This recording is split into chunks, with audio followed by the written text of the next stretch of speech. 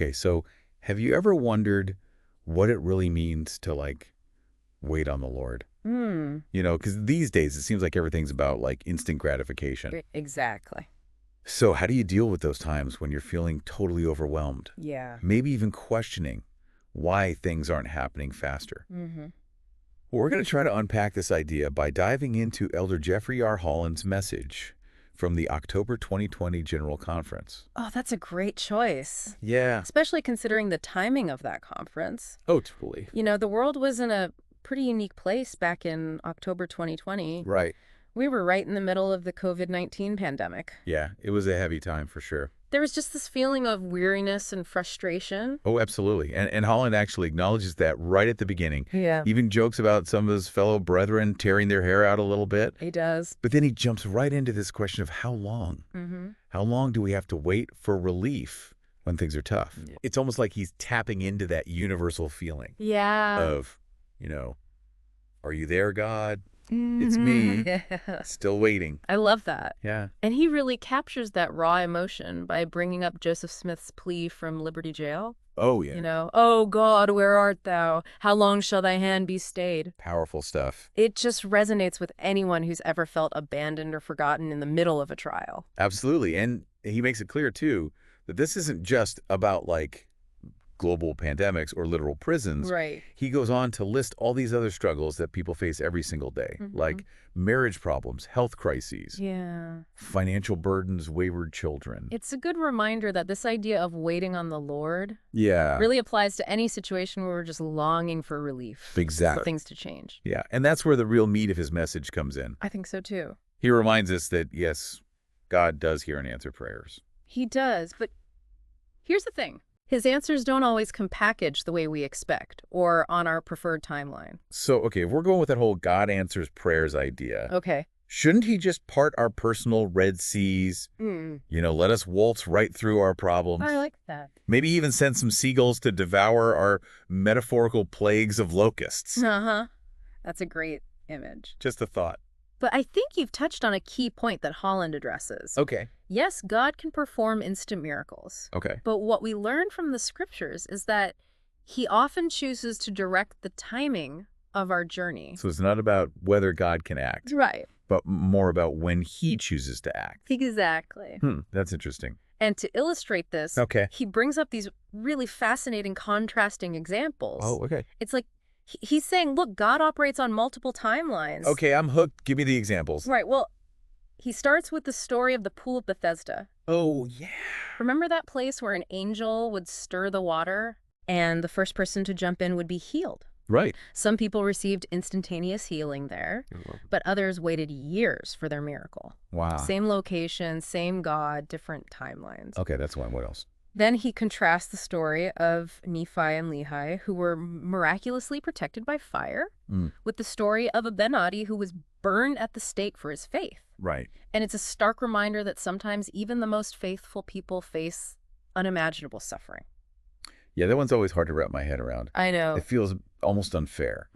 Like, why did Nephi and Lehi get the divine fire extinguisher, but a Ben-Adi not so much? It's a tough one, for sure. Yeah. But it speaks to this idea that faith isn't about avoiding hardship entirely. Okay. It's about trusting God through the good and the bad. And maybe it's through those fiery trials that we forge the strongest kind of faith. So it's less about why me and more about even if. Right. Even if I have to go through this, Right. I trust that God has a purpose. You're getting it. And then he throws in one more example. Elijah. Okay. Sometimes he's calling down fire from heaven, Right. displaying incredible power. Right. But other times he's being sustained in the wilderness by ravens bringing him food. So even a prophet who could command fire had moments where he was relying on Wilbur deliveries for dinner. Uh-huh. Exactly. That's kind of humbling. It is. And I think what Holland's trying to show us is that faith isn't about always getting the flashy miracles. Sometimes it's about recognizing the quieter ways God provides for us, even in the ordinary moments. Okay, so we've got these contrasting examples, these different timelines of God's action. What's the big takeaway for someone listening to this, trying to figure out what it means to wait on the Lord. I think Holland's making a crucial point. Okay. Faith isn't about avoiding suffering. It's about trusting God through every season, through the mountaintop experiences and the valley moments. Right. It's about recognizing that his ways are higher than our ways. Okay. And his timing is often different from ours. It's like he's saying, buckle up, Buttercup. It's going to be a ride, but I'm with you every step of the way. Uh-huh. And that's where this whole concept of waiting takes on a new dimension. Right. It's not passive resignation. Yeah. It's active trust, even when things are hard. I love that. And speaking of trusting in the process, Holland brings in this beautiful metaphor from Alma 32, the seed metaphor. Oh, yes. Do you want to unpack that one for us? Absolutely. This metaphor is all about how faith is like a seed. Okay. That needs time, nurturing, and patience to bear fruit. Mm-hmm. You know how a tiny seed can push through concrete? Wow. That's the kind of power faith gives you to overcome obstacles. Yeah. But just like a seed needs the right conditions to grow. So we're not just sitting around twiddling our thumbs while we wait. Right. We're actively nurturing our faith, creating the conditions for it to grow strong. Exactly. Okay. And Elma talks about this by and by concept, this idea that the harvest, that moment when your faith bears fruit, comes in God's time. It might not be instant, but it's worth the wait. By and by. It's like the divine version of stay tuned. I love that. But this waiting isn't about being passive. No. Alma keeps emphasizing diligence, patience, and long-suffering. So what do those qualities even look like in a world that's obsessed with speed and efficiency? That's a great question. Yeah. And one that I think we need to spend some time unpacking, because these qualities are essential for anyone who wants to navigate the waiting process with grace and resilience. Let's dive into that in part 2, shall we? Let's do it. We'll explore what those qualities look like in practice. Okay. And maybe even share some tips on how to cultivate them in our own lives. Sounds good to me. So you know those qualities Alma mentioned, diligence, patience, long-suffering? It's like he's giving us a toolkit for navigating those by-and-by moments. It's one thing to say be patient, but it's a whole other thing to actually be patient. Right. When you're in the thick of a trial, right? Absolutely. So how do we move from theory to practice? Well, let's start with diligence. Okay. It's not a word you hear every day, is it? Not really, no. But think of it like training for a marathon. Okay. You don't just show up on race day and expect to win. Right. You have to put in the work day after day, even when you don't feel like it. So diligence is about showing up consistently, even when it's hard. Yeah. But what about patience? Isn't that kind of the same thing? Patience is definitely part of it, but it's more than just showing up. It's about learning to trust the process, even when you can't see the finish line. Right. It's about choosing to find peace in the present moment. Okay. Even when you're longing for something different. That makes sense. Yeah. It's like, okay, I'm in this waiting room. I might as well get comfortable and make the best of it. Right. But what about long suffering? Yeah. That sounds kind of painful. It does have a bit of a negative connotation, doesn't it? But it's actually about developing resilience. Okay. Think of it like a tree with deep roots. It can withstand the strongest winds because it's anchored in something solid. Yeah. Long suffering is about developing that inner strength. Okay. That ability to bend without breaking, even in the face of hardship. So we've got diligence, showing up consistently. Right. Patience, trusting the process, and finding peace in the present. And long suffering, building resilience, and staying rooted even when the storms come. Yeah. This is starting to feel like a pretty solid game plan for navigating those waiting on the Lord seasons. It is, but remember, we're not doing this alone. Right? Holland repeatedly emphasizes that God is with us every step of the way, offering comfort, guidance, and strength. And sometimes he sends ravens with takeout, which, let's be honest, is pretty awesome. Right. But speaking of those moments when we feel alone, Yeah. when doubts start to creep in, Oh, yeah. how do we deal with that? That's a good question. Because it's easy to talk about faith and trust Right. when everything is going smoothly. Yeah. But what about when we're hit with those, is anyone out there listening moments? I think that's a really important question. Yeah. Because doubt is something we all wrestle with at some point, right? Absolutely. It's like that unwelcome house guest Yeah. that just shows up uninvited and refuses to leave. And Holland doesn't shy away from that. Okay. He acknowledges the reality of spiritual struggles, even quoting Joseph Smith's raw cry from Liberty Jail. Yeah. Even prophets have moments of doubt and questioning. Oh. That's part of the human experience. That's actually really comforting to hear. Yeah. It's like, okay, if Joseph Smith could have a meltdown in jail and still come out a prophet, maybe my occasional doubts don't disqualify me from the faith game. Exactly. And I think it's important to give ourselves permission to feel those doubts without judging ourselves. But here's the thing. Doubt doesn't have to be the end of the story. It can actually be a catalyst for deeper faith. Wait, hold up. Yeah. How can doubt lead to deeper faith?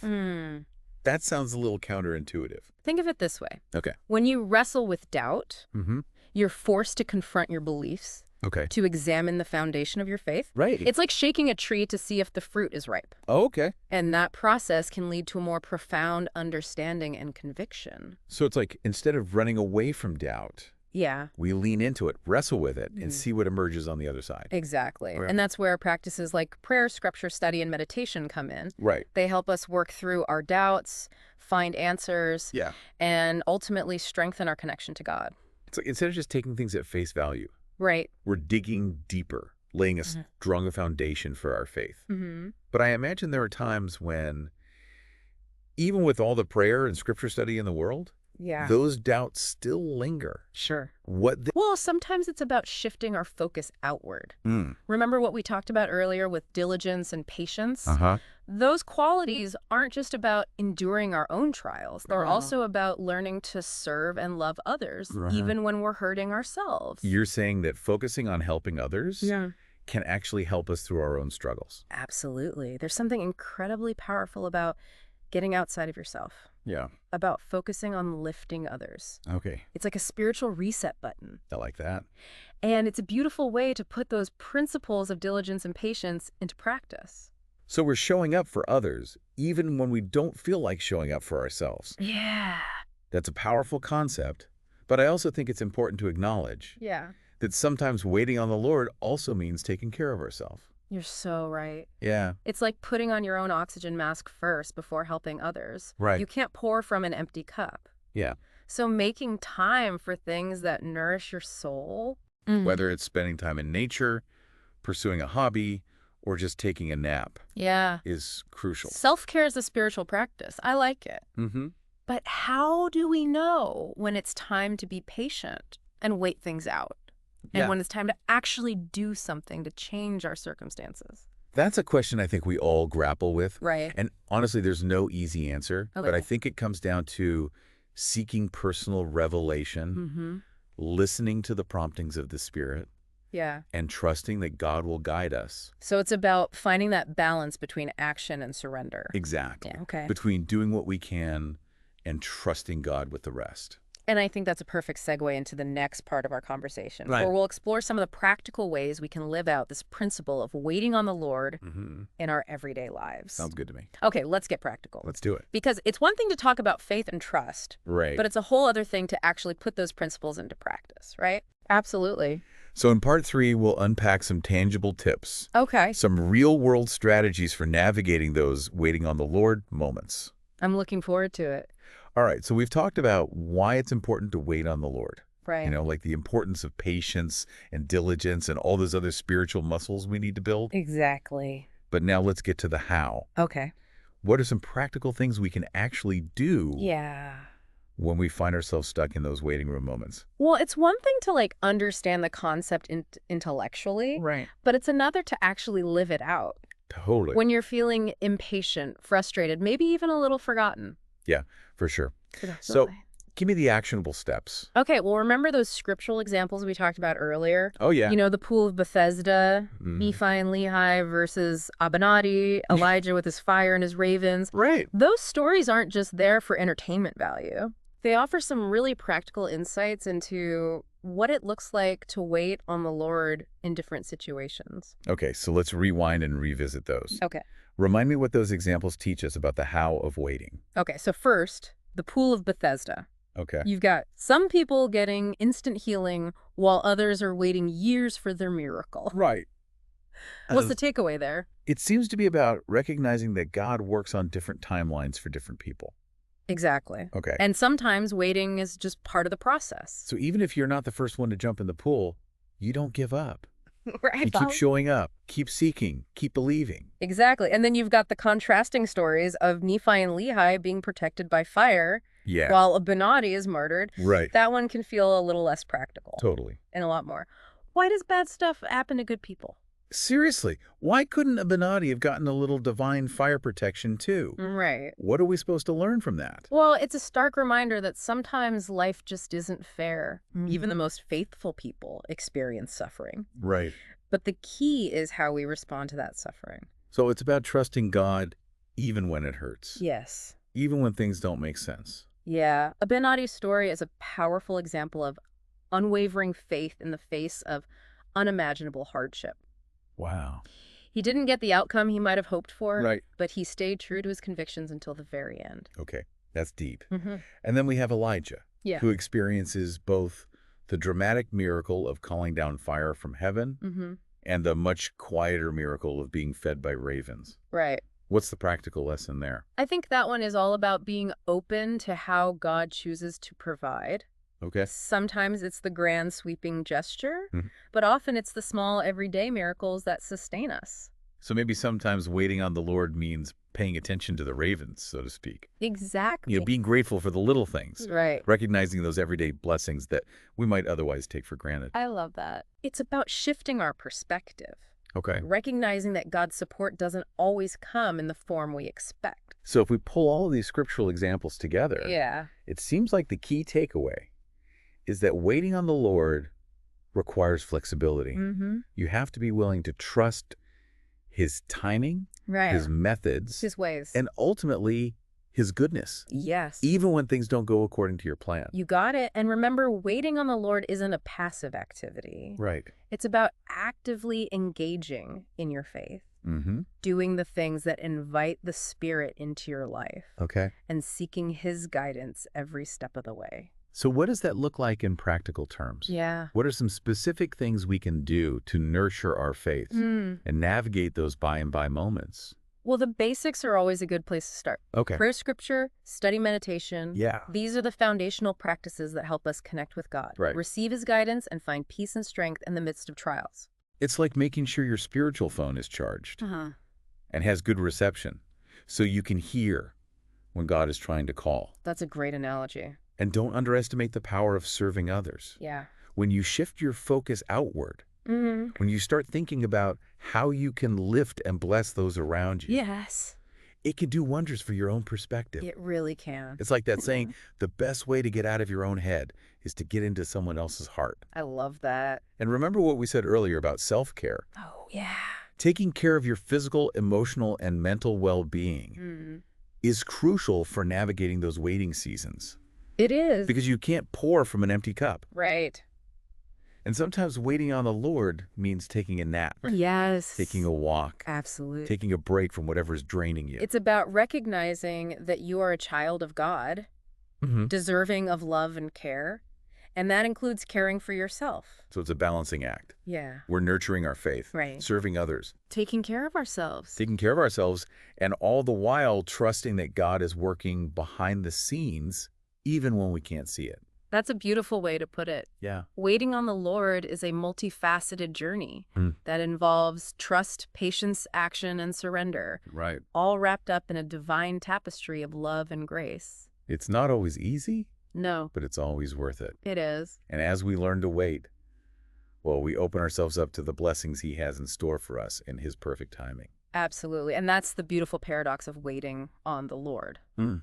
It's in the waiting that we often discover the greatest growth, Yeah. the deepest strength, Right. and the most profound connection to our divine source. Well, thanks for diving deep with us today. Yeah, this was fun. We hope this exploration has given you some practical tools and insights for navigating your own waiting on the Lord moments. Yeah. Remember, you're not alone in this journey, and the blessings, they're definitely worth the wait. They are.